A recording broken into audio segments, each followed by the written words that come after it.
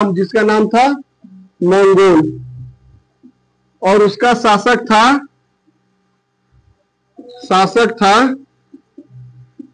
Genghis खां।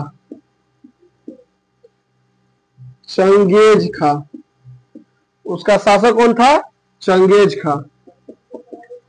एक बात तुमको पता है, भारत में नमक उत्पादन में 3 नंबर स्थान पर आता है और नमक हराम के उत्पादन में 1st नंबर पर आता है।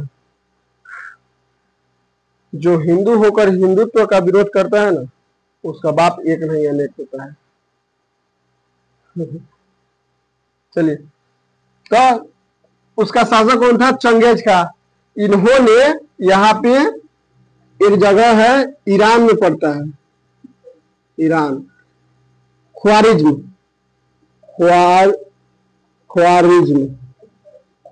का शासक था जियाउद्दीन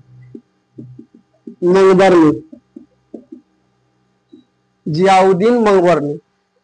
इन्होंने, चंगेज खां ने इस जियाउद्दीन मंगवरनी को युद्ध के लिए खदेड़ा, मतलब युद्ध करने के लिए आया। तो मंगवरनी ने भागकर यहां दिल्ली पर आया।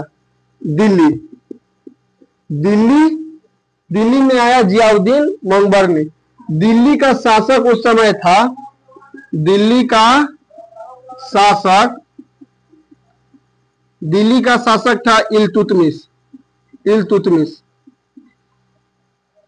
इन्होंने क्या कह रहे हैं,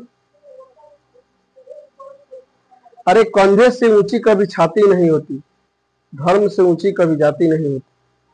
और दिया ही नहीं रहे तो बाती का क्या करोगे? अगर हिंदू धर्म ही नहीं रहा तो जाति का क्या करोगे?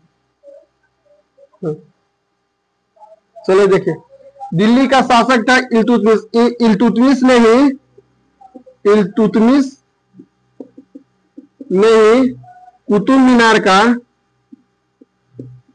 मीनार का 3 मंजिल और निर्माण कराया था। 3 मंजिल और निर्माण करवाया था।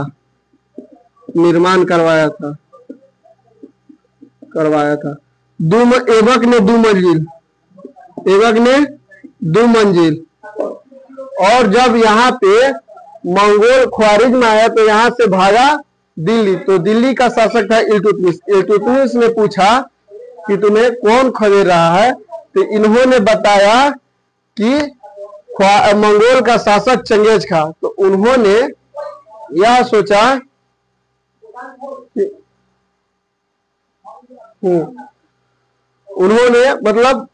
अरे ये तो बहुत खतरनाक आदमी है। क्या करता था चंगेज खां?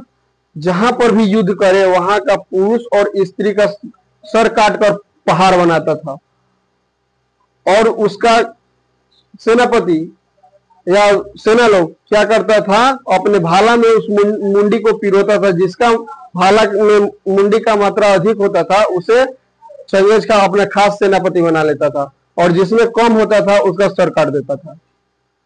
और पुरुष को तो मारता ही था, उसके साथ स्त्री को भी मार देता था, और स्त्री जो गर्भवती होती थी उसके पेट का बच्चा निकाल कर भी उसका सर काट देता था। इतना क्रूर था चंगेज खां।